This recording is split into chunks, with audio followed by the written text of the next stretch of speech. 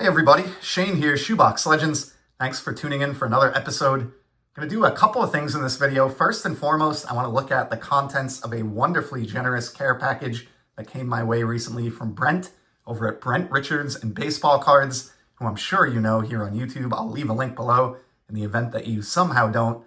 So I want to cover that care package. And then at the end of the video, I have a great one-of-one that I picked up recently. Really awesome card that I know is right up Brent's alley. And it's a player that we both appreciate and have talked about plenty. So I think that will kind of tie a bow nicely on the episode. But before we get to that huge pickup, let's go over the care package. And before we even get to the items from Brent, Brent's son Taylor included a couple of items in this box as well. Put your sunglasses on for this beginning part here. Check out this Boston Red Sox sticker. Incredible shine on this. And this will go right onto an album or box here in my card room. Love old school stickers like this, so that is perfect. And then I don't know how well this will come across on video, but this made me chuckle and is so thoughtful. This is a 3D printed French Bulldog, which is of course a representation of Leo, official channel assistant, the French Bulldog, who is sleeping behind me as I record this. Leo had some recent surgery, but is recovering well. And this actually has 3 pieces together, so you can kind of move it and rotate it, which is awesome. And it even has a tiny little tail on the back. Really awesome miniature representation of a miniature dog, and really appreciate your thoughtfulness in including those, Taylor. Super cool, and happy to see you kind of jumping in on the care package came here with Brent. Now let's get to what Brent sent, and as usual, he finds some insane out-of-the-box stuff. But before we get to that, there were some standard baseball cards as well. 4 of them, in fact, and check this one out. So hopefully someone can clarify this, maybe even Brent himself in the comments below. But I am not familiar with these Pacific Terrific cards.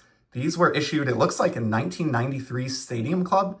I don't know if they were pack issued or a part of some other, means of acquiring them or promotion. But this is a dual-sided card. You've got a Pacific Sunset at the top, Pacific Terrific in gold foil.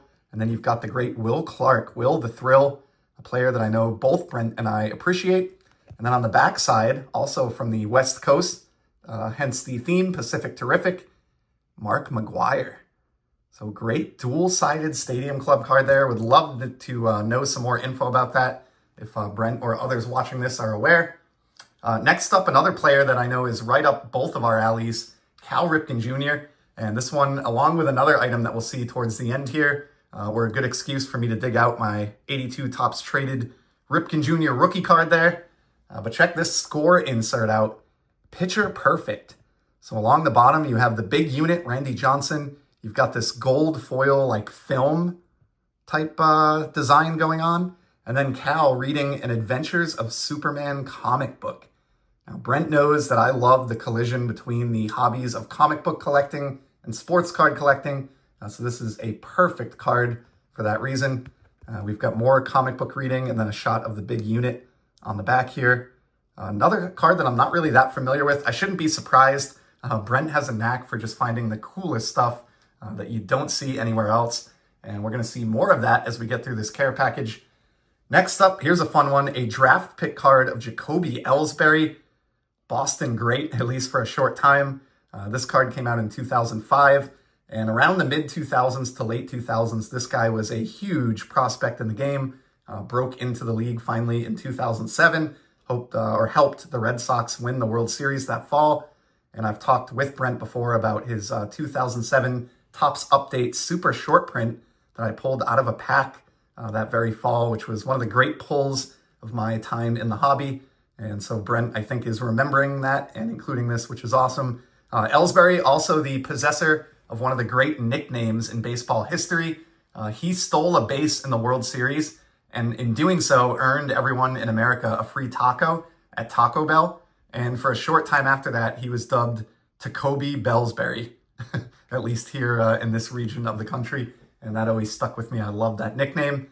And then last but not least, on kind of the standard card front here, an item that Brent absolutely knows is right up my alley.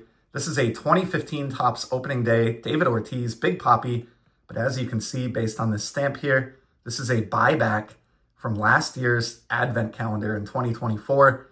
This is fantastic. I have the exact spot for this to go in a secret kind of buyback project that I've been working on behind the scenes. I did unveil recently my buyback Frankenset binder, and in that video, I covered that 792 card Frankenset. This card, because it's an opening day card, would not be eligible. However, as I mentioned, I do have that kind of secret buyback project going on, which I will be unveiling probably in the spring here on the channel, and this is going to go right into that project as soon as this video is done. So just 4 perfect cards there, Brent. Really appreciate all of those. And then next up, these are definitely an example of the type of stuff that you will see on Brent's channel. These are clippings or cutout from the sporting news back in the 60s. So Brent did a great episode recently on a Nolan Ryan sporting news cutout that I think is the first time that he was depicted in a Mets uniform. And again, please watch Brent's video. He'll do a much better job giving that or doing that justice than I would here. But from similar issues around the same time frame, he cut out a couple of Red Sox greats for me.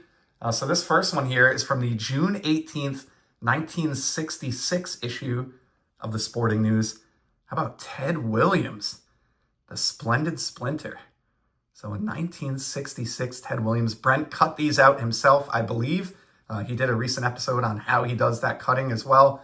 I would be too nervous and my hands too shaky to do anything like that in the way that Brent is able to and did with his Nolan Ryans and with these two. And then from the October 22nd issue, a few months later, a larger size Yaz. Look at that, $1 million smile on that Carl Yastrzemski. These are very thin, like newspaper thickness, and you can see Brent included some helpful notes on the back of these as far as which issue they came from. I obviously did not know that off the back of my head, so Brent, or off the top of my head, I should say.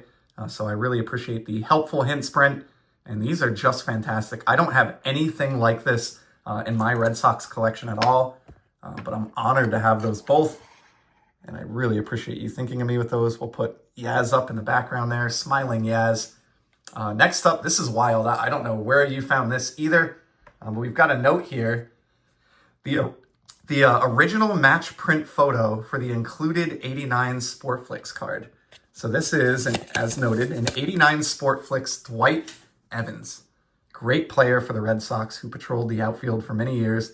And as 80s kids collectors will remember, the whole deal with these Sportflix, when you tilt them, you get a second photo, which is a portrait in this case. So you've got the batting image, and then you tilt it, and you've got the portrait image. Now this portrait image, Brent somehow found the match print photo that created this portrait image. So check that out.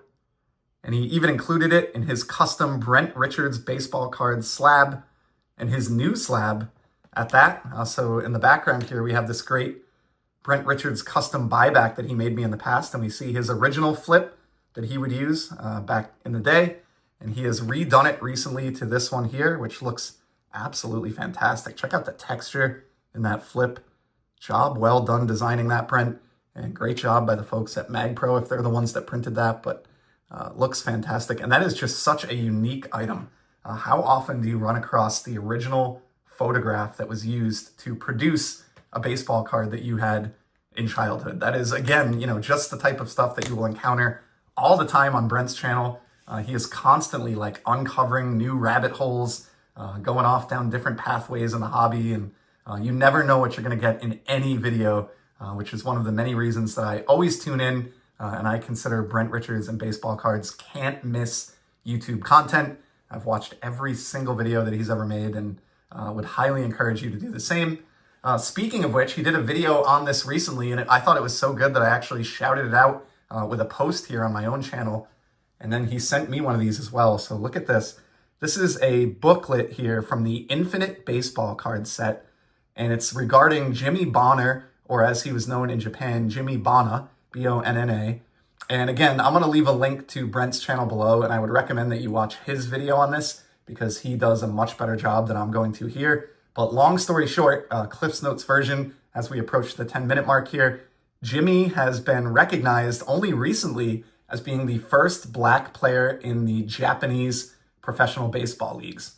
So how awesome is that? All the way back, I believe, in the 1940s. So this artist goes by the name of Gary Klarodkowski.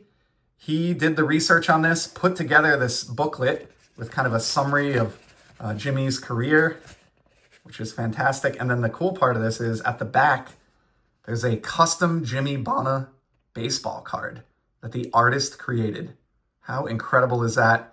Again, a short video that Brent did recently. I think it was about 9 or 10 minutes long on his channel. If you are interested in this subject matter, I would highly recommend checking that out. You can actually find a link to it here on my own channel in my posts, or just go check out Brent's video. But I'm honored to have this. Jimmy Bonner is not a player who had any cards produced during his lifetime or during his playing career. So I love that this artist created this, all these decades after the fact. And, Brent knows even before sending this to me that this is the exact kind of item that is right up my alley. So after today's video, I will absolutely enjoy reading through this entire booklet and appreciating that card in all of its glory. Just fantastic. And then lastly, an even larger book on the book front here. I was kind of wondering when this arrived on my doorstep why it was in a large box. And even my wife commented, you got a big box here from Brent Richards. And it included inside a full-on book. And I'm going to struggle to get this in frame here, but it's called Get in the Game, 8 Elements of Perseverance That Make the Difference. And it's written, of course, by Cal Ripken Jr., the aforementioned Cal Ripken Jr. So this would have been cool enough in its own right. I've mentioned here on the channel that Ripken was somebody who I idolized growing up. And in a weird way, I've kind of tried to model my life after him. I'm a big believer in consistency. And, I've been at my job now for 22 straight years, going on 23 soon. Just devotion, things like that. So I love Cal Ripken Jr. and everything that he kind of brought day in and day out to the game. And this would have been cool enough in its own right. But Brent put a note on here, and I'm glad he did, to give me a heads up that this is actually autographed by the man himself inside. So this is a book written by Cal Ripken Jr. and signed by Cal Ripken Jr. What an auto, too, just right across the front page there. Fantastic. Brent, this is just beyond generous and something that will be cherished on my sort of sports bookshelf to the left of me here. Love sports books, even autographed aside, just the content of them. I love reading them. Probably go through about one a month, rotating in with some of the other stuff I read. And I will certainly read this one cover to cover, and then it will join the other literature, kind of my prized books on my shelf here in my hobby room. So for that entire care package, start to finish, which as you can see was just so incredibly generous, I thank you, Brent. You don't have to send me anything like that. I know you know that. I just love being friends with you and getting to do ball card banter and share in this wonderful hobby together.